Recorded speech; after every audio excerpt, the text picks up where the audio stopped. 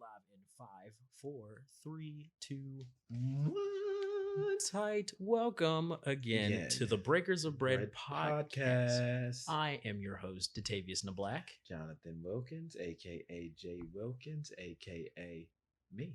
AKA also Me Black for all of you guys that know my Instagram. The Instagram that is apparently growing so well and people know it, but it is just, I feel like my Instagram now has become more of a, like, I post a lot of my stuff, but I compliment a lot of people's work and I love it. I love seeing other people's work and I just love going on their pages and just complimenting their stuff. It's nothing against like my work or people I work with. But I see the people that I work with, I go to their page or the people that they work with too. And I love their stuff. And I'm like, oh my gosh, all of you guys are great. Love all your stuff. Love all my stuff. Everything's great. But yeah, so for the first time, we have video footage and it's funny because I say right over there and I'm actually pointing at, like, it's a weird inception thing going on. But yeah, so today we actually just recorded a little special segment. Yeah, there's an interlude, and so you are now hearing the afterthought, the after of that, and we're back at the bridge and we're about to hit the chorus and then go straight into the verse. Yes. But today we will be talking about tribe mentality and why I think that's important. Yes. Sometimes we don't really have a subject. We just jump into things, but I think the last two we've definitely had a subject to cover. Yeah. We were like, yeah, let's get a topic. But I mean, you know, and it's not always going to be so pre-planned, but I think today it was definitely one of those things that I was like, I want to talk about tribes because I love tribes. I love tribes so much. When I was actually in LA was excuse me, my burp. When I was in LA, that was around the time that I had experienced, that was when I wouldn't say first, but when I remembered how important tribes were. I went to Mosaic and then the pastor Erwin McManus was talking about tribes and he was like, oh, tribes. And I was like, yeah, tribes. And I was like, just in the crowd, I was like, yeah, tribes, man. I'm all about tribes. And so I'm like freaking out in the back or like, I think I was like right in the middle or whatever, but like, I'm over there just fangirling. He's talking about tribes and it's like resonating super. And I'm like, yeah, I love me some tribes. Like, tribes are sick, man. And I was like, yeah, let's keep talking about tribes, bro. And I was like, okay. And so the good thing is, if you guys are concerned if I was actually like that in the congregation, I was not. I was keeping my cool because that's how I am. I'm chill to the core. Under pressure. Yes, but I don't have a cold heart. Chill to the core, but no cold heart. Boom. But yeah, so I think it was really cool because when I was there, he was just talking about tribes and building with tribes and just a lot of things about that. And that was because I went there. I actually went to LA. So for you guys that don't know, I actually went to LA for people. I did not go to be famous. I didn't go to meet famous people. I didn't go for any of that. I just went to see the community. I went to see the city, everything. How it is. Yeah. And I was like, I every single person I came into contact, they're like, oh, like, why are you here? And I was like, oh, I'm, just here to see people. Yeah. I'm an observer. I'm out here. Yeah. We out here, Yeah, out here. And, I just fell in love with the city. I fell in love with the people and I was like, yo, this is a place where I want to be. I loved it. And it felt like home. It definitely felt like home. It's one of those places where I've been to a few places in my life where it felt so much like home that I did not want to leave. As weird as this is, Utah was one of those. It was either Iowa or Utah. And I drove through it and it was after the snowstorm. Okay. And I saw this crazy oh my God, I'm so mad I didn't catch footage of this because it was one of those things you cannot. Literally is how I felt. But you can't explain it. You have to experience it. And I wish that I could tell you guys exactly where it was, but I can't. It was literally like I went through Narnia. And I think I had on my first trip to California, I drove and the funny thing is I actually ran out of gas. I think it was in Utah and a dude actually came through and he helped me get gas to get to a gas station where I got gas and then I made it all the way through. No doubt. Yeah. So in my mind, it's Utah. And so Utah has a special place in my heart. It could have been Iowa. It could have been like Montana. But in my mind, it happened in Utah. It was Utah. It happened in Utah. But yeah, I know it wasn't Idaho. Nothing against Idahoans or whatever. Idahoans. But yeah, it was really great. But yeah, so that was a very pivotal moment of my life too, because strip clubs they have in Idaho. That's a really good.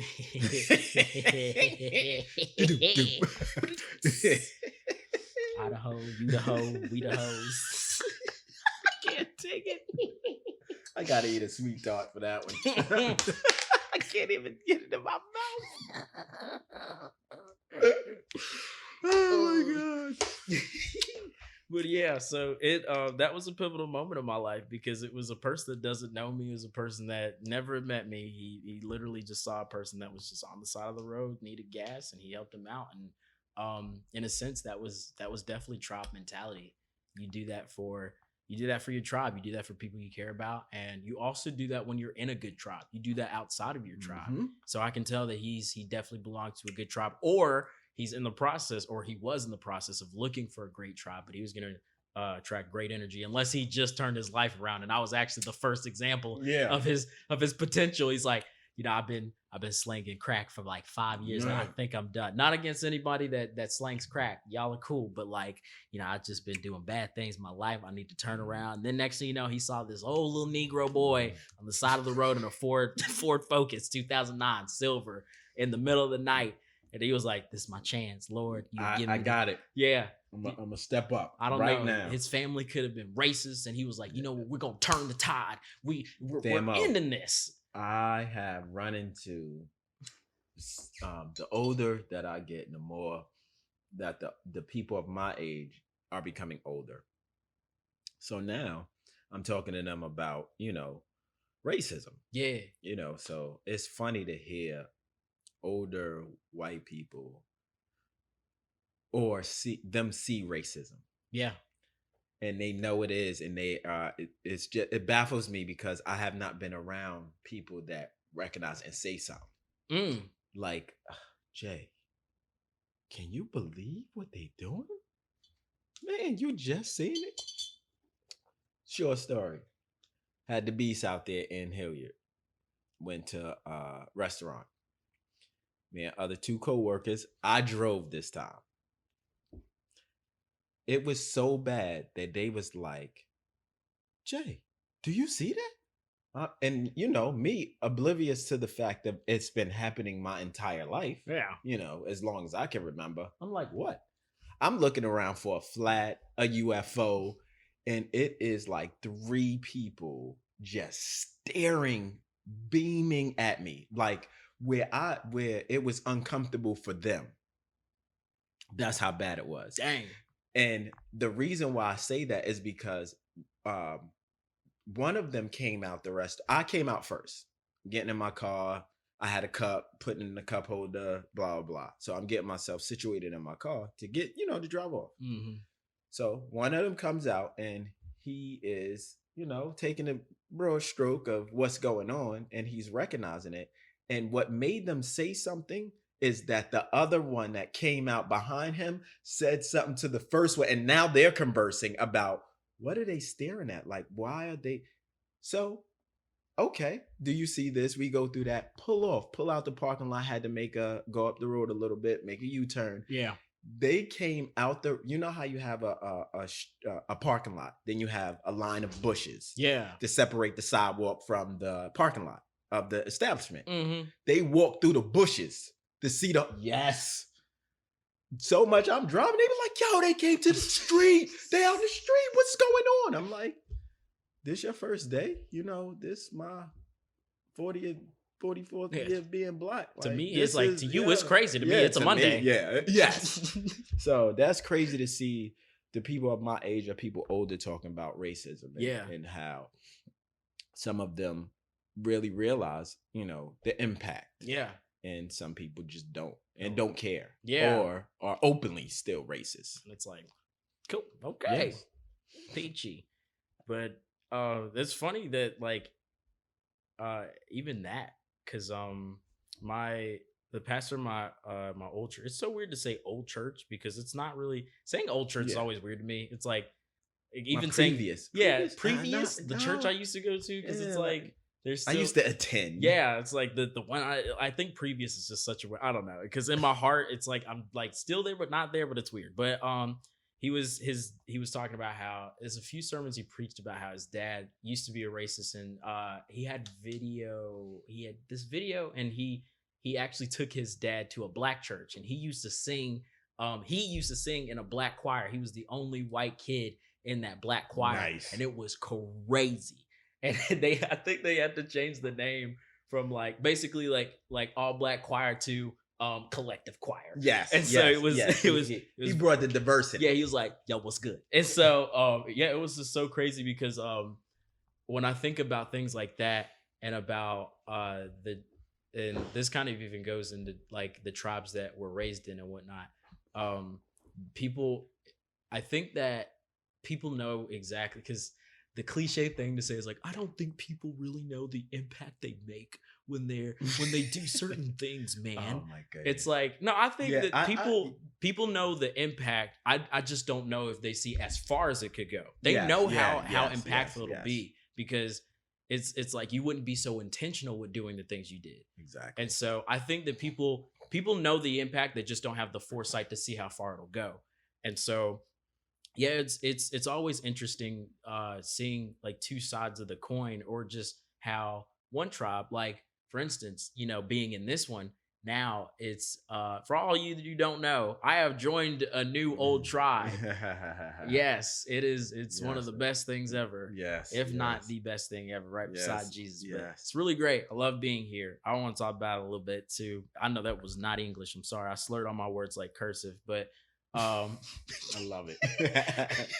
Why did I understand every word? Yeah, I know. That's what I was like. But I understood. Yes, I got it. I got that. I don't know what it means, but I got it. I know what you saying, man. I know what you saying. You said it right to my soul.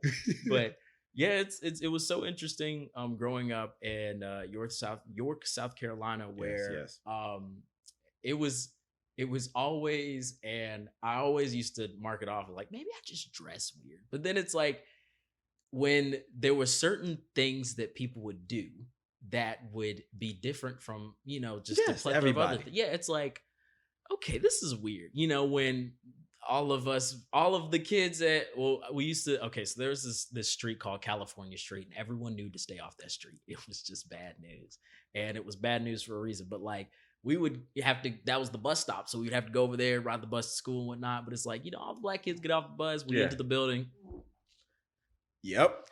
And so, but the funny thing is that this was also at a time where it was weird. And now looking back at it and seeing things, it was more so the families of Turn me down a little bit. Oh, okay. That's right. It was more so the families of the kids that were, racist, or some of them were openly, some of them didn't say, and some of them were still getting used to the fact that, like, in a sense, black people existed. And so it's like, we have to get used to this and we have to change our ways. And this is going to take some time. And so when it was like dealing with people like that, I mean, even still to this day, like there's, friends of mine and other people, like we're still dealing with people who are trying to transition. And so shout out to all y'all that are trying to transition. I know it's hard. I know it's like when you are, it's like Charlemagne the God was saying about unpacking a lot of baggage. Yeah. If racism, I believe, to the bottom of my heart, it's a learned trait. Mm-hmm. You have to teach it, because if you stick a black boy and a black white boy in a room and they like three, they want to play blocks. They don't know the skin color type thing and why. Mm-hmm. And then when you start teaching them, they still have that mentality of I still think about my mom even telling me, don't bring the white girl home. You know what I'm saying?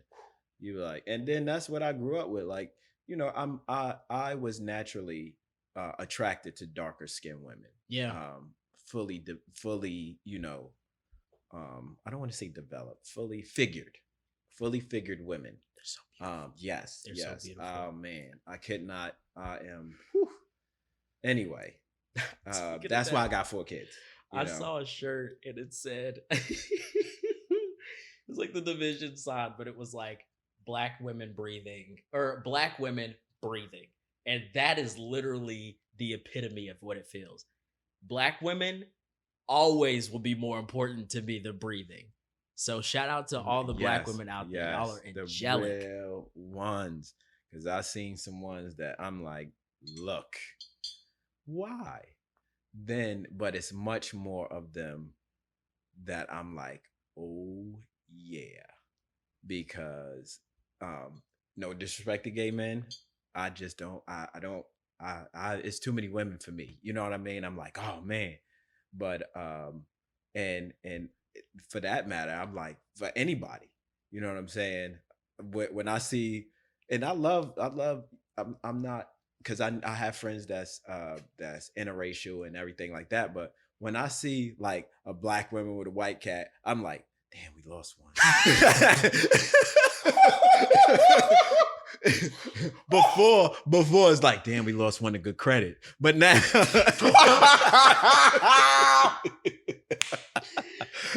He got that 700. I'm still working on my 5. Ooh, I'm 543. I'm working. You know, it's like I just got out of 400. Hey, I'm building. I'm in the big rebuilding phase. You should have gave me one more year. Yo, man, could have financed that house. Man, shout out to my people. You know what I'm saying, on both sides of the fence. But I'm going back to that to the racism thing. Mm-hmm. You know, feeling like it's a learned trait. It is, and if you teach your tribe that, you know, that's what they're gonna carry out and teach other people in their respective their tribes. I'm all about, this is the deal. Learn as much about your culture, your race, your history, your family as possible. Mm-hmm. It's still a lot of stuff that I need to find out, like, you know, one of my stepsisters did the 23andMe thing, or if that's what it's called. Yeah, 23andMe. So just knowing that part about you know, your history and who was really on this land before we got here. Yeah. Before it got discovered. You know, I like that aspect of learning about cultures and different ways of thinking.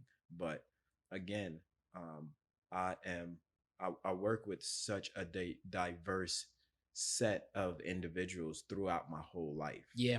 That it forced me to open my eyes and learn about other cultures, because one, being disrespected by a certain set of people makes you a certain way. And then you carry that as far as me explaining that. When I was stationed in Italy, for me at 19, 20 years, somewhere around there, late teens, early 20s, it was either black and white. You know, it was I didn't know about, you know about Asians and, you know, Arabs, you know, stuff like that. Hasidic Jews. I remember been to Hearst in reverse type thing, but you know what I'm saying. But it was black and white for us, mostly, for the most part. And I went in the military and found out that it's not what you think. It's a plethora of other people. Caramel skin, dark skin, blonde hair, blue eyed people, you know, Italians. Man, they are something serious. They are something serious. That is definitely the way that I always hear about Italian women's. It sounds like it was definitely a favorite in the Crayola box. Yes. Like, yes. Yeah. The second that you got that Crayola box, you pop that sucker open and you. We got one. So that was a young opening experience for me, as far as getting my racism under control. Yeah. Because when you're in the military, sometimes that's all you have. Mm-hmm. You know what I mean? You can agree to disagree all you want, but if you're sitting on 12 hours with anyone, that's a long time not to talk about something. Talk about why you're mad. Talk about why you racist. Talk about why you don't like me. You can't, I mean, you can fight it out. You can, you know what I mean? But who's watching what you're supposed to watch while you two are bickering? And that's what, you know, you learn as you come up, and you learn about people. Mm-hmm. Man, when I was online for my Blue House in Masonry, like, we had, I don't want to get this wrong. I know all my line brothers, and they're going to kick my tell for not remembering how many it was online at the same time, but we had one white cat, Brian Hines. So much. Puerto Rico was my opening to look here. What you gonna do? Are you gonna change and be receptive, accepting, and open minded, open hearted about this other person? Mm-hmm. And that comes with its own set of baggage. You know, oh, now I just like this one white guy. You know what I'm saying? Yeah. You can't. I don't think. I think his culture came like almost a package. The culture came with he came with a culture, a package Yeah. of his culture. Um, Snowboarding, skiing, learned about that. You know what I'm saying? Just a lot of, and then here my homeboy Matt Sherman, uh, Nikki Wetzel. I went to Metallica concert Oh and yeah, I remember that. yeah, man, I was so impressed by that was there. They are real big in heavy metal, and they are metalheads. And man, it was such a different scene for me. Um, Black friends was what you doing, dog? You know, what we doing here? But it was such the and to be able to joke about certain things like we went to we you know how concerts are, you know how Mm-hmm. anywhere bars and stuff like that. So my face, okay, I get carded everywhere. So I walk up and he says he's standing like where it was at the St. Augustine Amphitheater. How they got the drink tent set up is one side would be alcohol, liquor drinks, and the other side would be beer. Yeah. So they could keep them kind of, beer drinkers are beer drinkers, liquor drinkers are liquor drinkers. Yeah, So that's true. I'm in the liquor aisle, he's in the beer aisle. So he comes, he might have got a drink over there, but I'm almost positive he got a beer, because he likes beer. Mm-hmm. So he gets his beer and he gets carded. No, I'm sorry. He gets his beer and he does not get carded. Does not get carded, but he looks older than 21. You know what I'm saying? Yeah. So now I think I'm at least 5-6 years his senior. So I walk up and immediately I get carded and he's walking up too. And another guy was standing there and be like, hey, you didn't card him. Why you card him? And he, without even thinking, he says right there with everybody out there, he was like, because he black. I knew it. Dog, I was weak. I almost fell out. I almost passed out right there. I almost dropped everything out I was holding. I was having a fit. So you heard the pin drop type thing. The needle scratched off the record, music stopped, cut Jazz the lights on. They like, he like, what? I don't understand. And how they took it as racism. How we took it was our friendship. Because I always would come up to him, black don't crack. You know what I mean? Or something. We always talked about, as far as how young black people look across the board, not just me. So I that was my eye-opening experience among that genre of people to be like, man, it's really sad how racism is that alive and well. Yeah. Because that could have been a social media nightmare. Ooh. Had I not known him, had we not been that close, whatever it was, had I had some kind of shitty attitude or whatever it was, I could have took that the wrong way. But that is harmless. Yeah. Not harmless meaning he don't mean shit, but harmless meaning that was a harmless, innocent, joking with his buddy comment. And you know what I mean? I appreciated the fact that we can have that moment between the both of us, yeah, and the rest of the world was stuck outside our inside joke. Yeah. It's always funny, yeah, having friends like that. Yeah. That you can just, you could go back and forth. Yes. It's a tennis match. Yes. It's a nice tennis match. And not saying that everybody could say that to me. Yeah. You know what I mean? Because that is, for the most part, that's my bud. You know what I mean? That's my dude. I'm not going to have no regular Joe Schmo. Even, I'm not going to have no regular person they can't get away with that. Whether, however it come down. He just was my friend, and that was I thought that was funny. Yeah. So, one of the things that I've been kind of like thinking about, especially over the last few years and whatnot, um, with building, because I think I got it early and I was able to kind of see it quickly. But when people used to talk about high school friends, like they're temporary, Yes. and I'm like, okay. And the first 2 years, You yeah, rock out hard. yeah, you do. You rock out hard. You are You die hard. hard, huh? Now, for me, I didn't get to spend the last 2 years rocking out because your boy got expelled. But that was a blessing in disguise because I learned about just how quickly Everything. transition happens. And, you know, of course, like when I went back home, I would see like my friend. I'm like, man, like, dang, y'all are here. Like, wow, that's crazy. And I'm like, I've been places. I'm not here. It's like the only reason I'm not like anywhere else because I don't, my passport ain't here. But other than that, like, I've been out, and of course, I'm pretty sure they've been out too. If they haven't, but if they have, whoo. So it was always interesting because you build up all of this time. And then next thing you know, and for other people, it kind of has to hit them a little harder because some people go to college and people try to stay in their friend groups and then go to college. They're like, no, we're gonna go to the same college. Yes, no. Who?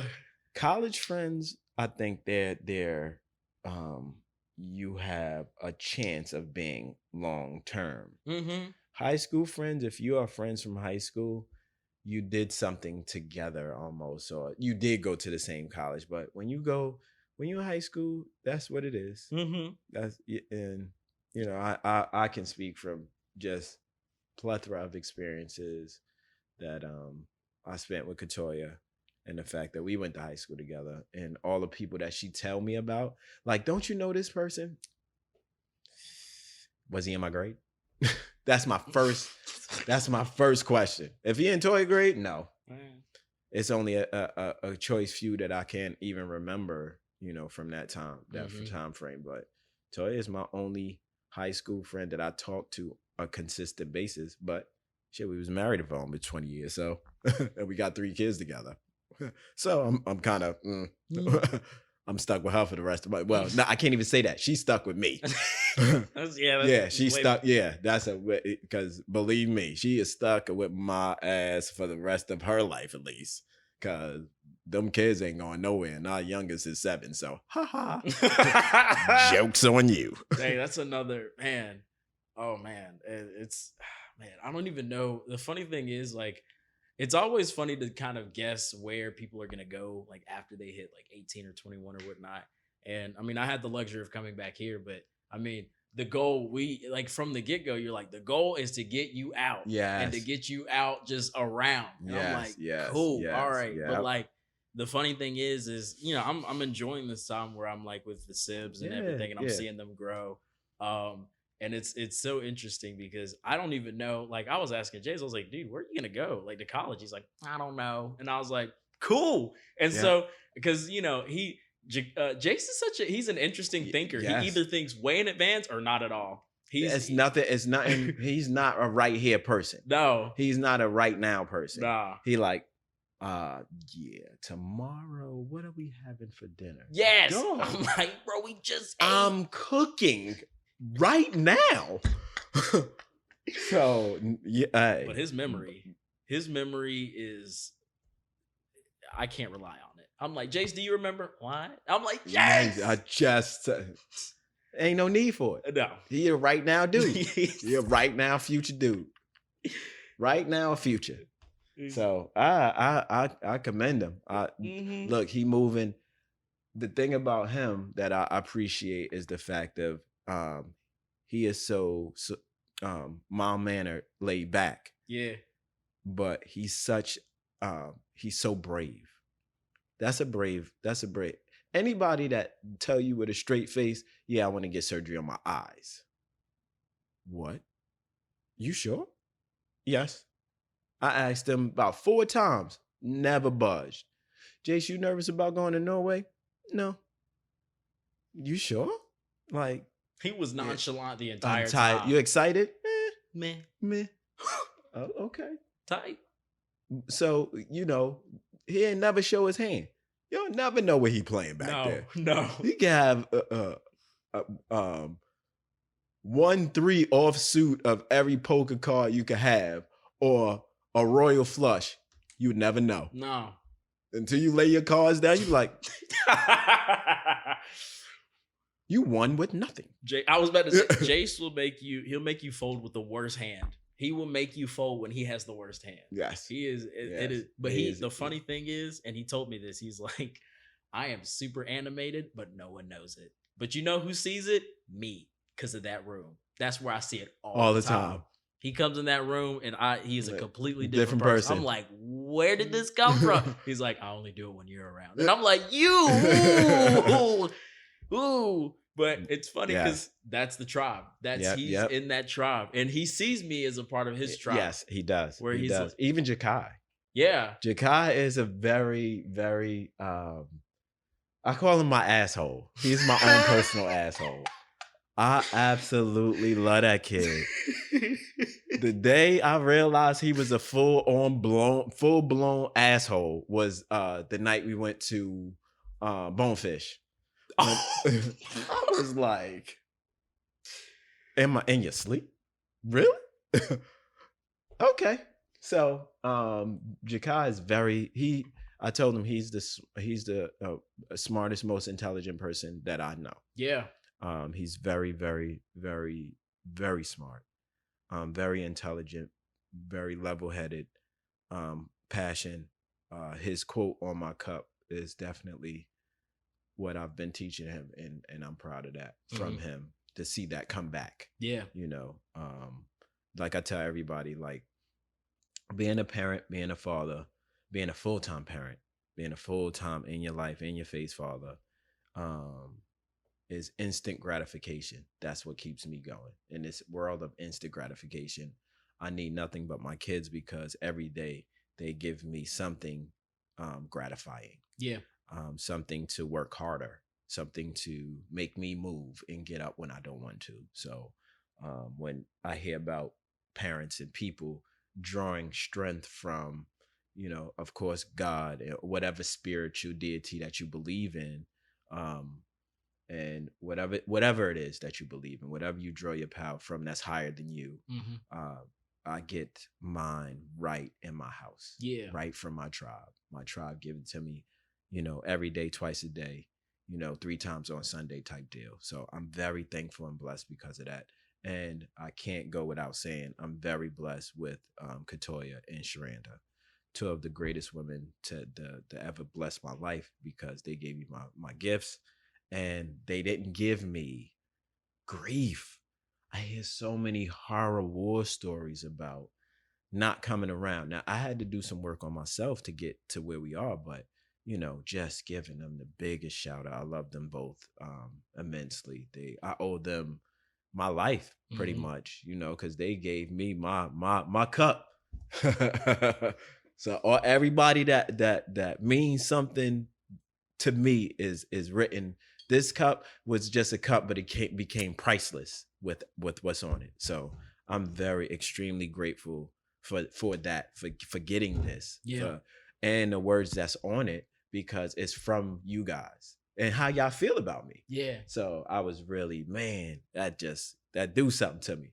So, I had everybody that see it. I think I was at Chili's with my homegirl, and a dude had one at the bar, and he was like, "Oh, we matching." And I was like, I think mine is a little bit different from yours. And I set it on the bar because I was drinking water out of it. And every server and waitress that was in the area came and read it.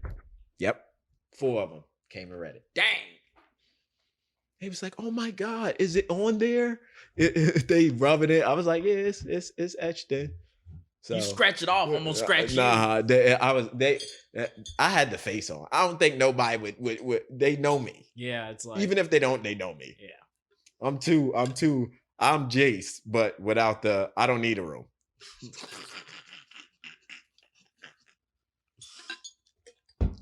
Cause you would definitely get these hands. Oh, all day. And twice on Saturday, but never on Sunday. That's look, I take a rest. I try to. On the Sabbath. But yeah, wow, that voice crack came in and it absolutely clobbered my throaticles. Mm, But I, one of the things that I've been, I guess, more so like wondering about, I guess this is, wouldn't call it a Q&A, but it can be.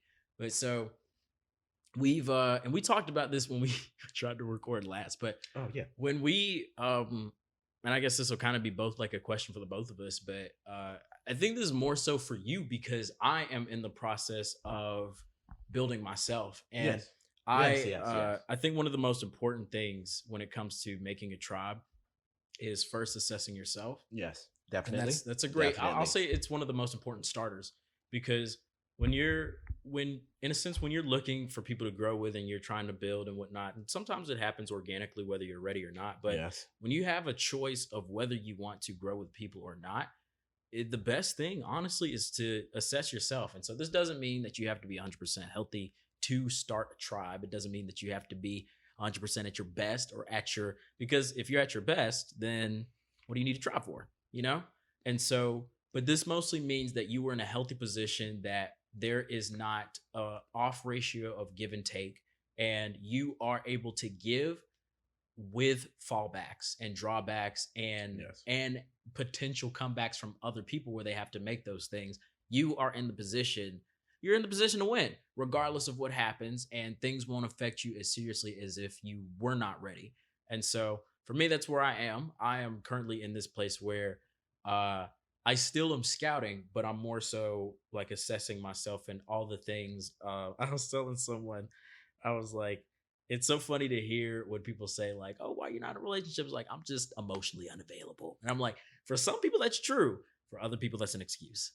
Please, if you're gonna be one of those people, let it be true. But it's funny because I even think about that when it comes to tribes and whatnot. I'm like, I don't I don't want to have a tribe because they're gonna want something from me that I can't provide. I'm emotionally Gotcha. unavailable right now, and it's like, and it's just because right now, like I'm building, I'm doing all this stuff. But if you need me, reach out, you know. Yes. I Um, got you. but yeah, it's very interesting because I never knew how important it was to build oneself until I was in a sense trying to do that, and I was just like, this is falling apart. I cannot keep this up.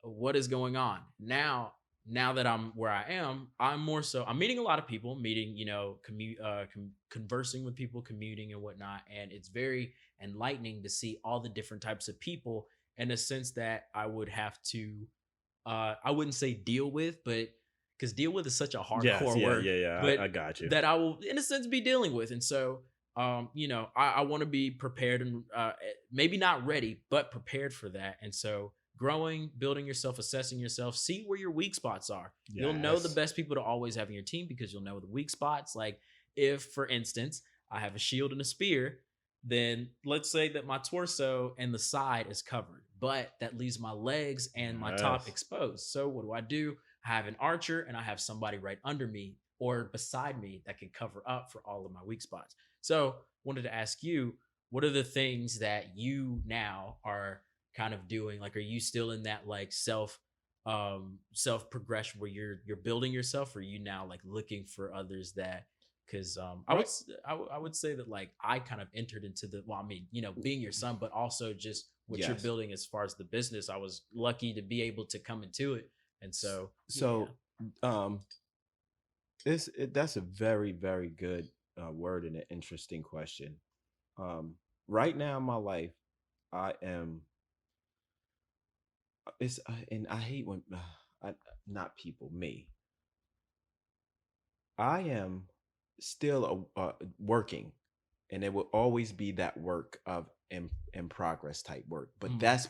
that's what I want to do. Yeah. You know what I mean? So the that is the end of the beginning. Hmm. So I broke everything down the last time I felt and I call it my one bedroom apartment.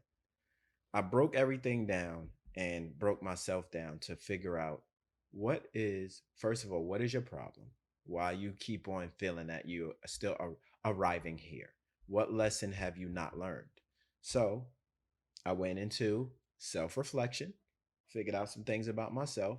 Like I said on the previous podcast, started reading. Hmm. So outside of that, I am about my tribe. I realized just what you said. Just what you said. I had blind spots.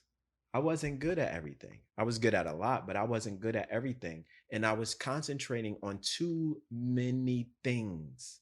I was trying to do it all instead of finding people, law of attraction, finding people that were great at the things that I was only good at Yeah.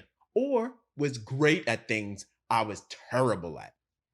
So I found I seek out and talk. That's why I break bread. I want to see if I always go into a situation ready to help. That was one thing in my building stage. Yeah. I was in a position to help. So I just started, helping as much and where I could when I could. First and foremost was my children. I wanted to help them as much as possible. I.e., that's how, you know, the camera, talking about the car, the credit card, and then it was a almost no thinking moment when you had the inkling, or when I felt that you wanted to come here. I was like, if that's what you're trying to ask, you don't have to ask me. This is your house. Come here, get yourself together. You can go out into the world whenever you get the inkling of having everything together. But now I can polish you off. You got the fire. I don't want to be doing this when you, like Jakai said, 30 years old. You know what I mean? I don't have to work from there. I could work from right now. And do I have some feeling about, when we was talking about what your life would have been like had I been there? You definitely would have been a boxer. Oh, yes. 100%. So I'm like, well, that's something. I'm like, man, but you could have been injured. I could have.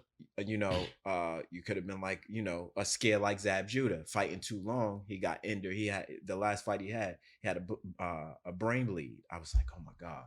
I hope my boy, I've been watching him since he was Super Judah. When I saw him lose the Costa Zoo, that was heartbreaking. But anyway, it was sad to see that, he could get hurt. Yeah. That made him human. Mm-hmm. And I thought about that with you. Like, how would I feel if I seen my son take that kind of abuse? Like, we didn't set him up to get out. To retire. Yeah. Good time. So, knowing that I had myself together to get you. Yeah. Without question. You had a place to come to. Had I not got myself together in the beginning, the year prior, that's what I was getting myself. I didn't know. You know what I'm saying? Nobody knows the future like quote unquote. But I always say, be ready so you don't have to get ready. Yep. I was ready to receive you. God was putting everything in my path to make sure I had enough room. If I know you was coming, I would have made a couple of different decisions. But however, this serves its greatest purpose. Yes. I'm like, man, I got a place for all my kids. I told you my best time of my entire life when you walk through here with all your stuff and brought it in the room. I'm like, boom, I got it. I got it. Thank you. So I was like, man, God, thank you. That was a crazy drive. Thank you. Thank you. You gave me the foresight. You gave me all the stuff that I needed. Remember, consistency. I had all the tools before: my scriptures, my books, the things that my mom taught me, the things that I stand on, the things that my dad taught me, grandfather, uncles, all that. I put them all together, and I was able to be a complete father when I needed to. Yeah. So going back to, touching on your original question is, what do I do am I there? Yes, I'm there. I'm still working on the empire, the end of the beginning. Yes. I can, at the end of that, where do I want to put this block? Where do I want to start here? What do I want to do there? Just like the podcast, we got to start. Where are we going to start? Mm-hmm. Now we in a month, we averaging a podcast a week. And both schedules been hellacious. Oh my God. Hellacious schedules. Crazy. But right now, this is part of why those schedules are hellacious. Yeah. This is therapy. This is bonding. This is building. This is my son. I get to do this. Um, Driving to an hour and 45 minutes to drop my son off to go to Norway with my other two kids to drive back, and it's not a thing. Yeah. Blind spots. You guys are my armor. I don't need armor. Myself, the only thing I have to do literally is fight. My defense is offense. Oh, all the time, hard in the paint, me and Toya, your mom, doing it. Hey, kill a crossover. I just got to post up. Get the rebound, Dad. I just need you to do that just in case it come off. All right, follow through. There we go. Back on D. So, you know what I'm saying? I got a good squad. I got a solid squad, and they see me every day doing stuff, and that instant gratification that I get from my kids because I'm doing stuff for them. I feel like and at the bottom line, and I don't want to go any further without saying this, it's built on love. Yes. I love y'all without question. As much as unconditional as I can be, that's what I am. Oh yeah. Because people forgave me for stuff that I don't think, if at that point, again, that rebuilding, to forgive myself, to forgive the situation, to forgive the other person. Yeah. And then you able to move forward. Some people don't make it. Some people don't feel like they have that forgiveness, or they feel like, I don't want to say that. As far as you forgive the situation, but you don't have to stay in the situation. Yeah. It's some people that just fell off the wayside. I got plenty of people near and dear to my heart still. Can't mess with you, dog. You don't fit into my empire of what I'm building. You might come back into the fold later on, but my empire that we are building, it's no it's no me, whatever you want to things that you want to use for that. No, it's definitely a us mentality. Us against them. Save a life. My favorite quote. I go hard in the paint for my people because I know in my heart, even if they don't have it in theirs, I move forward feeling like they hard in the paint for me. Yeah.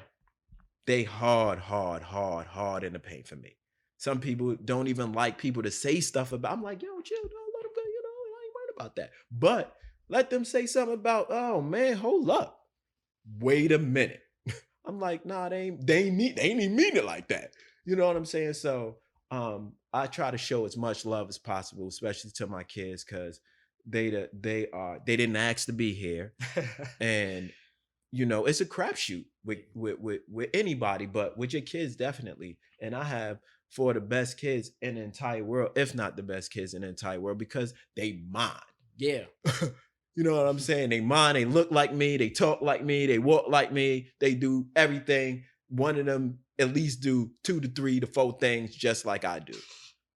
So yes, that's the perfect, and that for me, that's the perfect. Now I understand the European and the Italian way of doing things, and seeing how they grew up with the family and their family not going far, maybe staying right close to home.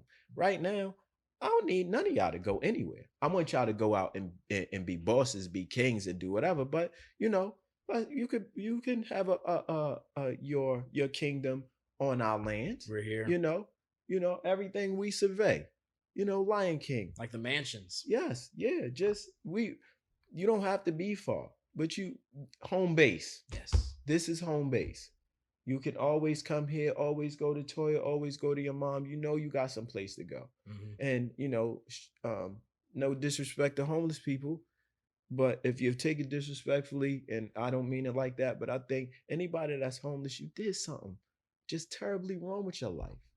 Because to me, either you are too prideful or something is not right, that nobody loves you enough to not have you out there.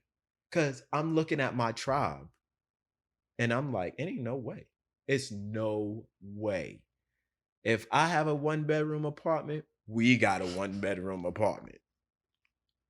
And we gonna figure out how to get a 2-bedroom apartment.